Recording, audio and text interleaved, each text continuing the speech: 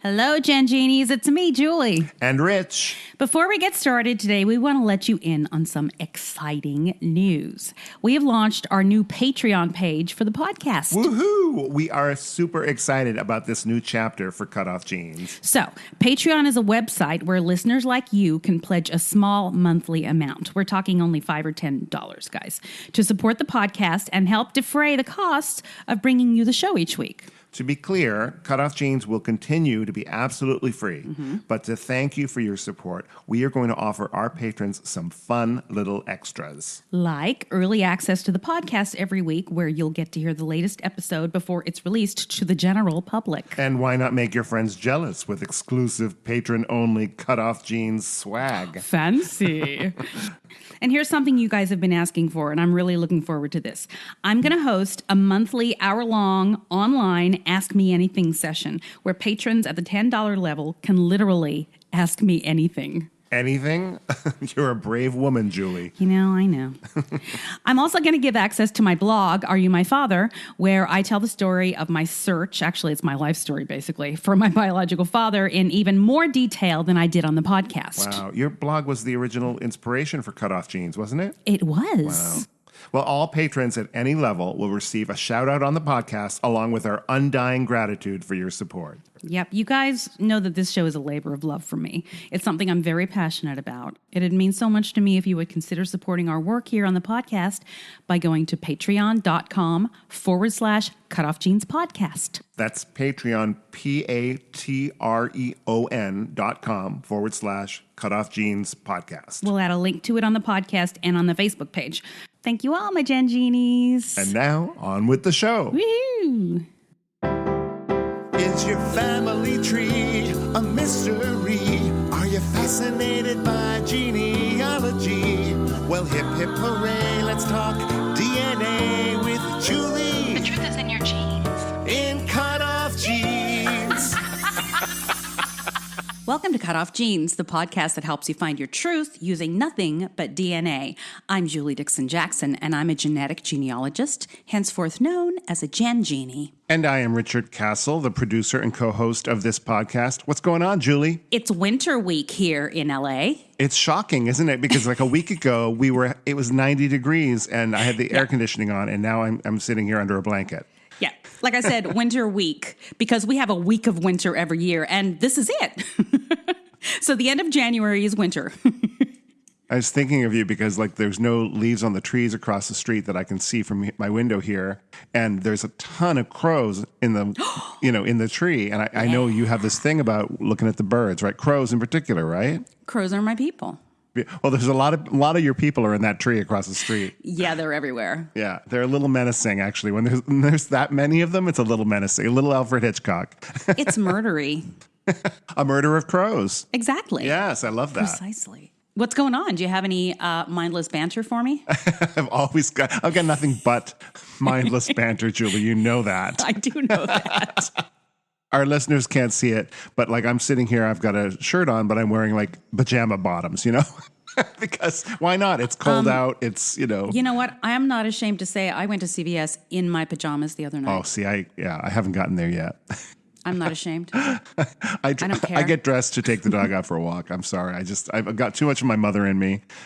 That's funny you said that because my husband and I were looking out the window and there was a guy across the street in a bathrobe and a cup of coffee and a cigarette walking his dog. Oh, well, see, yeah. I don't want to be He's that. He's like, now that guy I like. Yeah, I don't want to be that person. I probably will be. I think it's probably inevitable. But for now, I'm still holding on to whatever, like, little strings, little threads of vanity. Sure. Hey, do you know why I went to CVS in my pajamas the other night? I would love to hear. Have you ever experienced a direct hit skunking? No. All right. So my big girl, Brooklyn, was out back. We have all sorts of critters, usually possums, but I know we have skunks because we've caught them on camera before. And she came in and reeked. And she was like, I was already in bed, which is why I was in my pajamas. Came in and started rubbing herself on the leather couch in my husband's shop. And he comes upstairs and says, I think Brooklyn just got skunked. And it just started wafting upstairs, and it was getting worse and worse. So just regular, I've always been like, skunk's not so bad, but that's because it was not a direct hit skunking. Yeah, I don't know what that would smell like. Let me tell you what it smells like. I came downstairs, and if I breathed through my nose at all, I would spontaneously dry heave. Oh my God. It was the worst, and it was in my house. It was a nightmare. So Wow. I immediately Googled, what are we going to do about this? Yeah. And my husband and the kids took her out front. Luckily, I read not to get her wet first because it's oil. Oh, and it makes it worse. Yes, and so you have to make a concoction of baking soda and hydrogen peroxide and dish soap. Okay. It has a chemical reaction, and it starts fizzing. And you put that directly on your dog, and you make them sit there for 5 minutes, and then you rinse it off, and then you wash them. And did that work? It did work. There's still like some residual, but it's nowhere near what it would have been had we not. This reminds me of the Partridge Family episode. And the tomato juice, which doesn't work, everybody. All right, let's tell everybody who does not know what the Partridge Family is. It was a TV show in the 70s about a singing group, a family singing group. And the only memorable episode, really. I remember all the episodes. Do you? Because I don't think it's as memorable as, say, the Brady Bunch. But anyway. I certainly skew towards the Partridge Family. Really? Because I'm cooler than you. Probably, you are. So I remember this episode where they got skunked. And they had to go do a concert, and they were on the bus, and everything smelled of skunk, and they didn't know what to do. And they got to a hotel, and I remember the mother saying, "Keep your feet off the floor," which was ridiculous because they were walking. And then they had to take baths in tomato juice. And then the end of it, they ended up doing the concert. It was like in a hospital, and they did it in the operating room theater, down at the bottom, where so all the of the people could audience be separate from them. Yes, I forgot about that part. And they had crazy outfits on because all their clothes were ruined. Yes. It's probably 40 years since I've seen that, and I can tell you the plot. Isn't that crazy? No, it is absolutely not crazy because who are you talking to? This is true. Yeah. Partridge Family. So anyway, that's the story of the skunking. Oh, and then I had to the best way to eliminate the odor in the house, especially if the dog came in the house, as it did, is white vinegar. And we're out of white vinegar. So that is why I went to CVS in my pajamas, and people could smell me. Oh, no. You look like that crazy lady in her pajamas late at night at CVS. Smelling like a skunk. I was that woman. Wow. Good times. Good story, Julie. Thanks, Rich. I think we should change the subject. Shall we? Okay. DNA news. All right, DNA news. This is actually more adoptee related. Oh, great. So Anne Heffron, who is an adoptee and an amazing writer, posted the other day something that blew my mind because I didn't realize this was a thing. It wasn't just me. And it was this meme that said, "I'm curious what percentage of adopted girls had their hair cut short by their mothers." Okay. And I immediately went, well, me, hi. And the responses were crazy. Then I took a screenshot of that meme and put it in the group, in the Facebook group, and got a lot of responses there too. And this is a thing. It's specifically to adoptees? Okay. I think it is to everybody. And I posted in the group after I got a lot of comments about it of people saying, me too. But I will say, it's not just adopted parents who give us bad haircuts and say unkind things about our looks. But as adoptees, we are far more sensitive to it.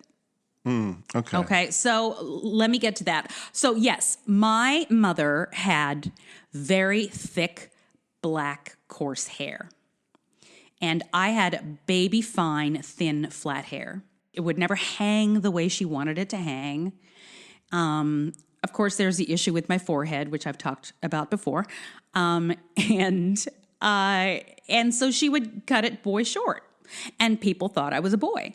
And and she thought it was hilarious when people thought I was a boy, by the way, which was even worse. I wish we had known each other then, Julie, because I had long hair and it was like the 70s and I looked and everyone thought I was a girl. There you go. So we could have gone out together and like gender bended together. Totally. Yes. So yeah. And I remember at that time being the only girl that had pixie short hair. When I was in grade school, and just and keep in mind that I wore horn rimmed glasses. I was cross-eyed, short hair, knock-kneed, sway-backed, pigeon-toed, very attractive child. So that just kind of added to that. I'm glad you had a little like moment of beauty somewhere in between there, and because going from that little, what did you say, pigeon-toed, knock-kneed girl, sway-backed, buck-toothed, to the crazy woman at CVS in her pajamas smelling like skunk. I'm glad there was some moment of beauty in there. It was one day in 1993, I think. Where it all kind of came together. And I took my headshots that day. So thank God.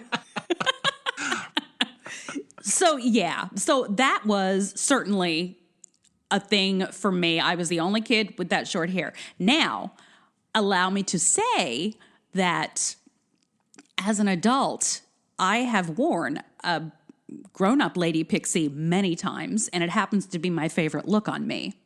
Yeah, I've seen it. It's adorable. And I like it. A lot of people do not. I don't care because I like it. And so it obviously didn't scar me to where I thought it was like, some kind of like she was trying to make me ugly. I think she thought I was cute with it.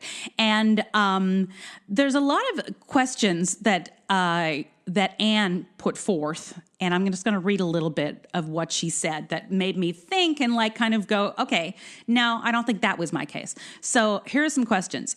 Is it too painful for some adoptive mothers to face femininity in their child if the child came into their lives because of infertility issues? That's an interesting question. It's possible, I guess. In my case, I never felt like my mother really suffered from her infertility issues, but that's a huge leap for me to take because I don't know, my mother kept everything very close to the vest. Some adoptive mothers struggle negotiating differences between the girl child they adopted and themselves, since people, for example, in line at the grocery store love to comment on differences. True. And hair is an easy one to address by cutting off. Many adopted females report having their hair cut short by their mothers. What would happen if adoptees arrived in their new home with a photograph of their mother and father and instructions for hair care from those that created the hair in the first place? Is that too much to ask? I think that has more to do with interracial adoptions. Yes, I was going to say. I think it's very important that people that adopt people of color that have a different physicality and culture, I think it is their job to learn how to do that kid's hair. I really doubt that anybody who's giving up a child for adoption is thinking, I better give instructions for future hair care. Yeah, no. I think that is too much to ask. However, the baby might not have even had hair at the time. Right. I mean, however, there are so many resources out there now. I mean, YouTube. Hi. I actually have several friends that have adopted African-American children, and they make a point to go to African-American hair salons. Right. I think that's very smart, and I think that's very kind.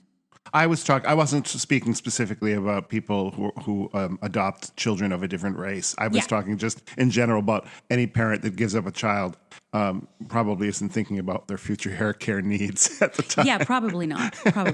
Although some biological mothers like pinpoint, like say, I want this child to go to a Catholic home, or I want this child to go to a Jewish home, or stuff like that. That does happen. Right. To wrap that up, I want to read really quickly at the end of the blog post that she wrote about it, because I thought it was very timely and kind of put it in a nutshell the way I feel. I wonder about control, about the parallel fear that adoptive mothers might have, that just as adoptees often fear the mother will disappear, one day someone will take their child away from them, or that the child would disappear. Is holding on to the power of the length of their child's hair a way to feel control, or mark their territory to help disappear the girl into something else? To get even darker, the fact is that when you bring a girl child into a house with a mother and a father, you have two females who are not blood related to the man.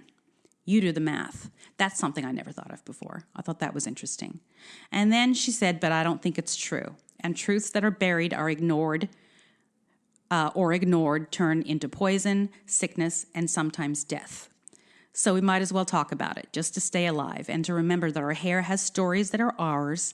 Our stories are roots, and roots are life. Anne Heffron. I love that. It's an interesting take on it. I don't know. I don't have enough information to form an opinion of what I just heard because I've not been in that situation. Right. But it's an interesting theory. Let's put it that way. There's so much of it. There's so much to unpack about it because I have, it wasn't just that. I have issues I've had lifelong issues with my hair. In fact, the first time I ever thought about writing a memoir, which was a long time ago, I was going to name it, I'm Having a Bad Hair Life. Because my hair has come into play so often in my life. And then you ended up going to beauty school and becoming a hairdresser. Isn't that weird? What does that mean? I think we should unpack that during the break, Julie. Let's do that. Okay. If you're enjoying our podcast, please subscribe, rate, and review. Or consider supporting us on our Patreon page, patreon.com/CutOff Jeans Podcast. Now back to Julie and me. All right, we're back, and do I have some trench stories for you? Ooh, I can't wait to hear. You know, it was, I sent a couple of letters out the same day to biological parents and, expected them. They usually arrive around the same time to wherever they're going. And I'll know within a couple days whether or not I'm going to hear from them. And so on this one day, I heard from them. So I was in my closet organizing my shoes, and my phone rang, and I saw that it came from a specific state. So I knew where it was coming from and who it was probably coming from. And a woman answered, and the woman said, yes, can you tell me who you work for? Now, normally I'd be like, no. Yeah, right. But I knew exactly what she was doing. And so I told her the name of the company. And she said, all right, that's all. I just wanted to make sure. And then hung up. Huh. I thought, well, that's weird. Maybe she'll call back. Maybe she's just, So then I checked my email, and there was an email from that same person, but it was not from her email address.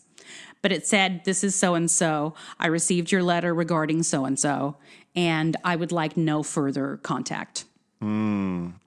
That's all she said. Oh, this was a birth parent. Okay. This was a biological mother. So, Okay. which is always disappointing, and you always want to say. So I wrote back and I said, I understand. I hope you come around. I know this is a lot. Please, would you do us the favor of giving health information to your daughter, because this is the most important thing. And then I got the message back again saying, no contact means no contact. Ooh, okay.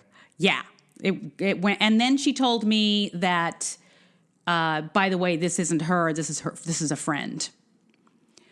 So I was like, okay. Then I wrote back and I said, well, you're a good friend. Could you please ask her to do this? I appreciate you protecting her, and I know this is probably a lot. Anyway, so we had a series of back and forths, and I just asked her to forward this stuff to her. And basically, she told me that the biological mother has clinical depression, and she basically fears for her life, and that this is like the worst thing to happen to her. And which was really sad. Yeah. And so I started, and I was telling my client at the same time what was happening, and she was writing to me. So I started forwarding what the client was saying to me to her, and said, if and when you think she's ready to read this, please read this, because it was so telling of what, and by the way, my client wrote a beautiful letter in the first place that was very non-threatening and very just thankful and all of this stuff. Yes. Anyway. And you had forwarded that to the biological parent. Yeah, I usually have them write a letter, then I write a cover letter. I see. Okay. And so that they can, read what I have to say and read what their child has to say and throw it on the ground and then come back later and read it again and maybe come around. Right. So it was very clear that, I kept asking more questions because I was like, okay, if she's going to shut down, I just need to get as much information as I can. So I said, I may have found the father. Can you tell me his name? And she said she doesn't feel that it is her place to say right now. And I'm like, what? So the child doesn't deserve to know any of this? And I was like, well, don't worry about it. I'll find him. And I found him that day, frankly. I spent the whole rest of the day. Probably just because of this, right? Yes, because of that. I'm like, I'll show you. Yeah. I'll find out anyway. So some thoughts about this. I feel horrible for my client. And I mentioned the book, The Girls Who Went Away, that it would be beneficial for her to read it. She's told almost nobody about it, apparently. Apparently her mother knew about it, and it was her parents that took the baby away, took her across state lines, and left her at an adoption agency. So she had no control over it at all, which is You're so saying traumatic. that the biological parent did not give up the child willingly. She didn't have a choice. The parents completely took, and the mother, who is still alive, which I find fascinating. And my thinking is, okay, if she is diagnosed as clinically depressed, she must be in some kind of therapy. I wonder if she's ever brought this up to her therapist. Right. Wow. That would sure help a lot. I think if she were to open up about that, if she's never opened, that would be so helpful for everyone involved and her family. And, you know what I mean? I think if she would just let herself fall into it and feel it, I think she would have a whole new life. Yeah. I mean, it's easy for us to say because Yes. if she's clinically depressed, there are other issues going on. Yes. And perhaps some of that depression stems from this traumatic event. Well, that's what I'm thinking. Yeah. I have no doubt, actually, that it has something to do with it, especially if you have kept it inside and it's something you've never addressed and you've not told your husband and your children. It's obviously been a secret between her and her mother. Yes, yes. Yeah. And at the very least, I suppose you can tell your client that there's clinical depression in her family on her mother's And side. I did. Right? Yes. Yeah. Absolutely. Absolutely. I know I probably told this little story, on this podcast early on, but I had a friend whose sister, they were raised very religious and she got pregnant when she was a teenager and her parents sent her to another state to have the child given up for adoption. And the girl came home, without the baby, and they never spoke of it. And then years later, her sister, got married and had a child with her husband. And when her parents, the grandparents of this child, were so thrilled and that they finally had a grandchild, she lost it and said, how dare you? You have told me this before.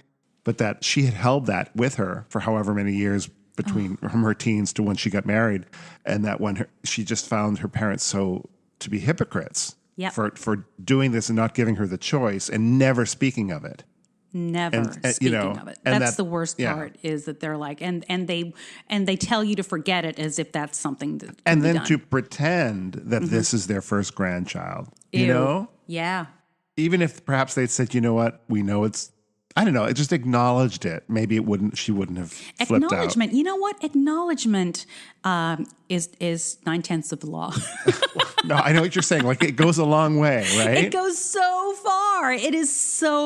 That's so interesting that you said that. Acknowledgement is really the most important thing in healing. Yeah. I believe. Yeah. I believe. Because it does, instead of saying you shouldn't feel that way, just acknowledge that someone feels that way or acknowledges something happened and then move on. Right.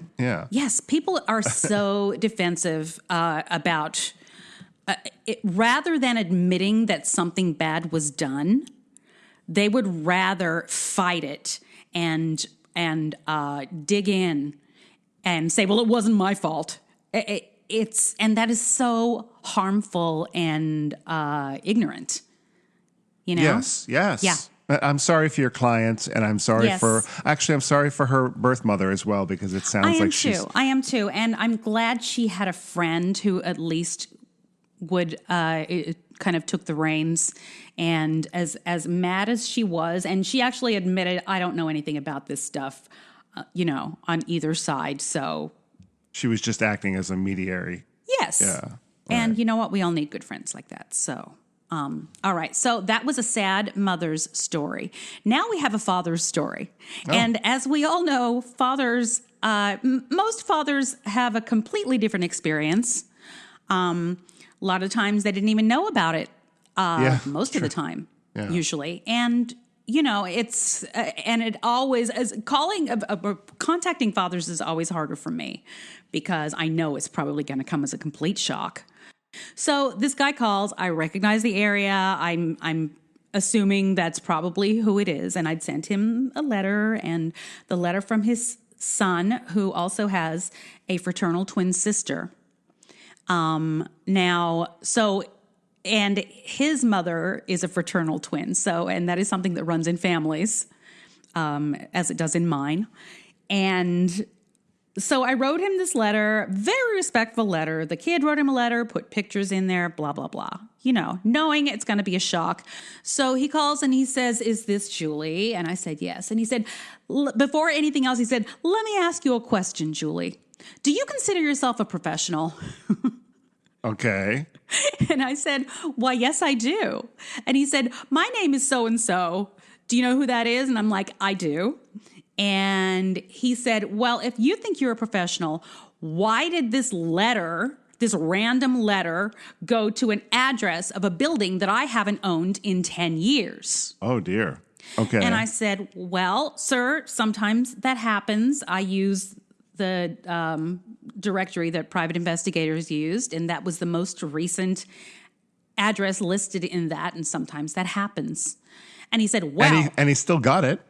And he did still get it. Well, he said, well, so I have a friend who lives in that building, and his wife got it, and he just came in and handed it to me and said, look what my wife got.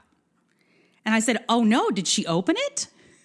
And he said, no. And I said, oh, well, that's good, because that would have been illegal. And then he kind of laughed, did this sardonic laugh. Mm-hmm. Like, you're right, but I have nothing else to say about that. And so he said, my question is, where is my privacy? And I said, I think sending a snail mail letter addressed to only you is about as private as I can get. Right. And he started to argue. I said, what would have been better, sir? Should I have called your home number and spoken to your wife? Right. And then he started laughing again.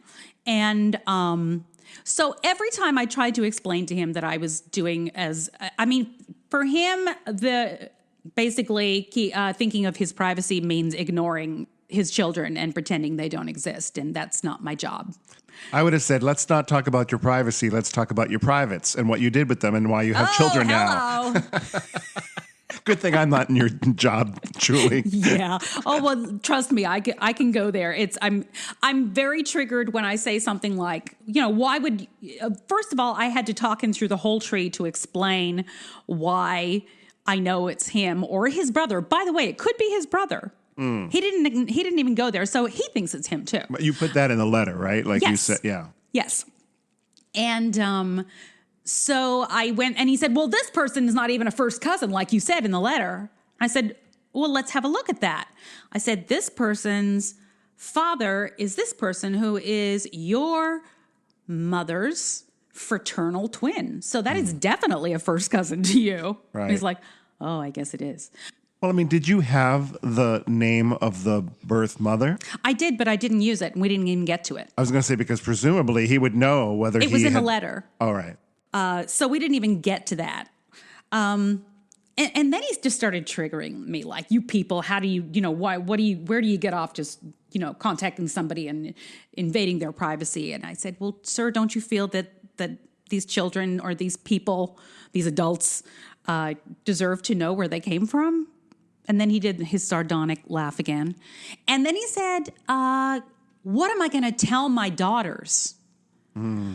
His daughters are adults. So I think they can take it. They're in their 20s.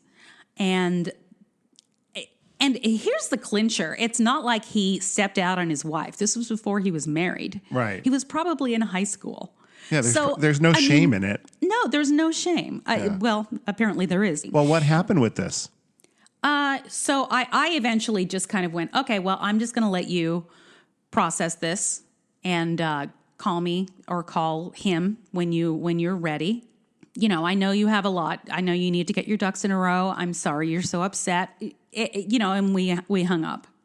So anyway, by the way, this is not a complete surprise because one of his cousins had actually already contacted him about this, who had been talking to my client before they hired me. Oh, so he'd heard something of it. Yes. So it was not a complete surprise. Right. Well, let's just say that. I think he probably hoped nothing would come from it. But anyway, so that was my week in the trenches. I'm still in a place where it affects me for the whole day. I mean, it really got my blood going. And well, that's because you're an empathetic individual. I'm too much of an empath. That's the hardest thing about this is how much of an empath I am, I think. Although I think it's important that I have that. But I have several friends who are therapists, and they hear really horrific things all day long, very sad things, and they have to go back to their regular life. And so there must be some way to compartmentalize that. Yeah. Well, I think you're doing good work, Julie. And I honestly, I'm sure your clients feel the same. And hopefully the people that you reach out to will eventually realize that as well. Yes, I hope so too. And the reason I share these stories is not just to toot my own horn. I think it's important that people understand about the human condition, and that we just never know what to expect. And all you can do is try to do what's kind. That's a good place to leave it for a break, Julie. Okay, let's do that. Thank you for listening to CutOff Jeans with Julie Dixon Jackson and Richard Castle. You can support us by going to patreon.com/CutOff Jeans podcast. Now, back to the program. All right, it's that time of the show. Everybody's been waiting. Story time. Part 2. Part 2 of Jessica Stavena's story. So Jessica is, she was donor conceived, and she always knew that. And we talked a little about that in the last episode. And she was having health issues and was, decided that it was probably important that she found out who her father was. Anyway, so she finally, where we left off, she had finally got her 23andMe results and discovered, I think it was 2 or 3 half-siblings were already there. Wow. Well, let's have a listen to the rest.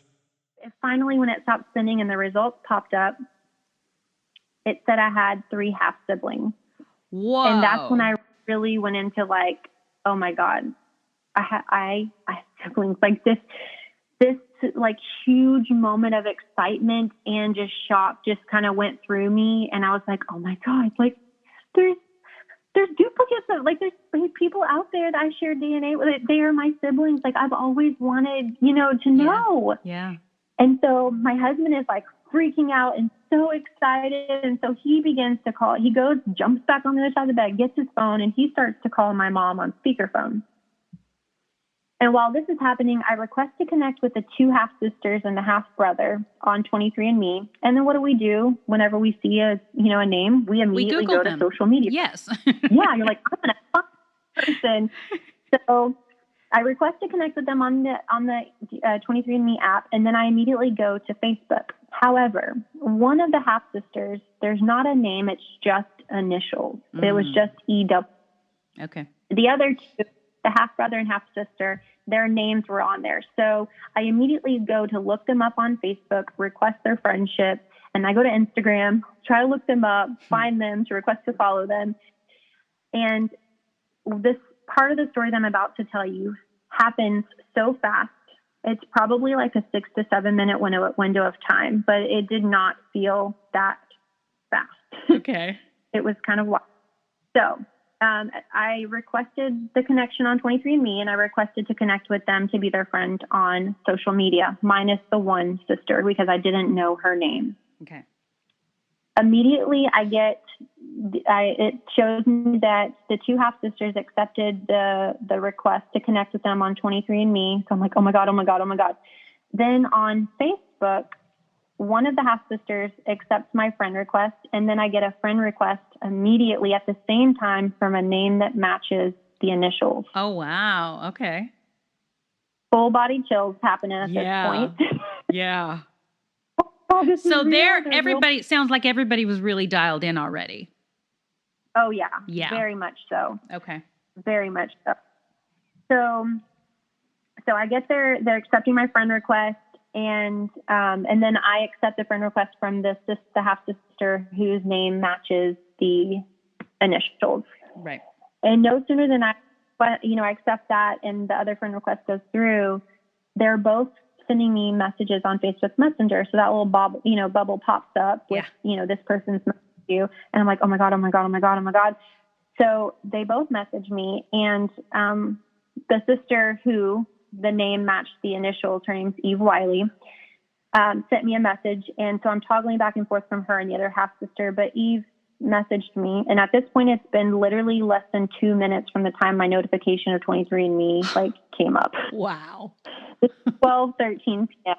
She messages me and says, "Hi, just checked 23andMe. I guess you've seen the relationship. We are born the same year. Do you know the details of our birth story?" So at this point, I'm on this high. I am so excited that I have siblings. We're connected, on social, I have a way to talk to them. And I'm just so excited and overwhelmed. Yeah. And so whenever she said, "Do you know the details of our birth story?" First of all, I was like, oh my God, we're born the same year.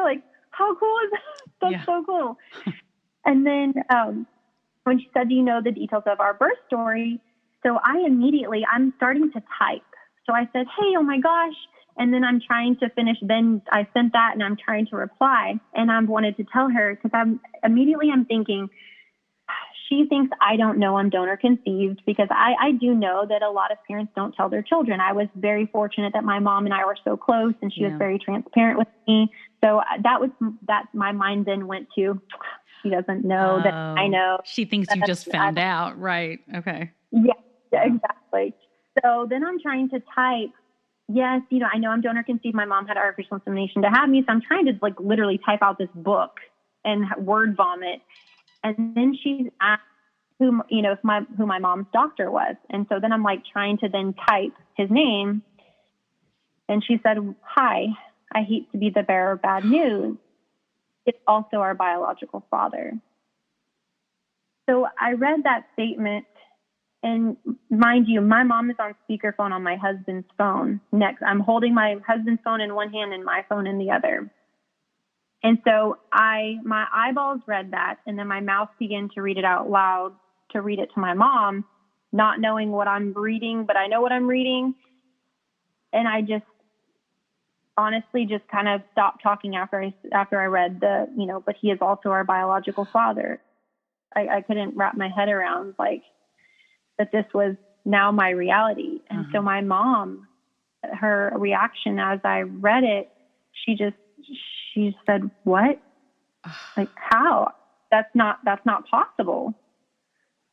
And I literally, I felt like I was paralyzed at that point. I was there's no way. There's no way that my mom's fertility doctor could be my, how that's not a thing. That's just not right. Right. We didn't think so. I just sat there talking in circles and in my head, but also not physically talking. And my mom was just radio silent, and my husband's just Yeah, it never occurred to me that your mom, so in real time, your mom was learning this too, and Yes. it must have been just as shocking for her. Yeah. So this was something that we discovered at the same time. And it was so, I don't even know. I literally felt paralyzed Mm-hmm. because, and then again, just like talking in circles, trying to wrap my head around this in my brain. I'm like, there's just that's no, this must be like some kind of like, you're on camera. This is a joke. Right.